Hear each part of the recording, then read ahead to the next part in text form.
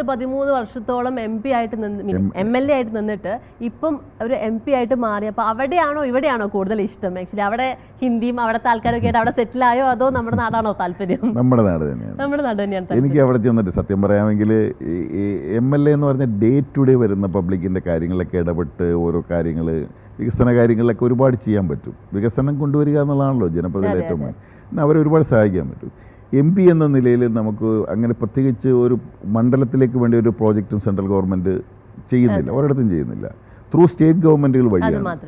അപ്പം നമുക്ക് പബ്ലിക്കിന് സഹായകരമായ പ്രോജക്റ്റുകളൊന്നും തന്നെ വലിയ തോതിൽ കൊണ്ടുവരാൻ കഴിയത്തില്ല. ഇപ്പോൾ നമ്മൾ ആവശ്യപ്പെട്ടാലും അത് ജില്ലയ്ക്ക് തന്നെ കിട്ടണമെന്നില്ല, സ്റ്റേറ്റിലേക്കൊക്കെ ആയിരിക്കും കൊടുക്കുന്നത്. അവിടുന്ന് നമുക്ക് വളരെ റെയറായിട്ട് മാത്രമേ നമുക്ക് പബ്ലിക്കിനെ സഹായിക്കാനുള്ള അവസരങ്ങൾ കിട്ടുന്നുള്ളൂ. കിട്ടും, പക്ഷേ വളരെ ലക്കിയാണ്. ചില സന്ദർഭങ്ങളിൽ കിട്ടുന്നതല്ല. നമ്മൾ എത്രയൊക്കെ പരിശ്രമിച്ചാലും ചിലത് നടക്കാതെ പോകുന്ന അവസ്ഥയും ഇപ്പോൾ അഭിമുഖീകരിക്കുന്നുണ്ട്. അതൊരു വലിയ സഭയാണ്. തീർച്ചയായിട്ടും.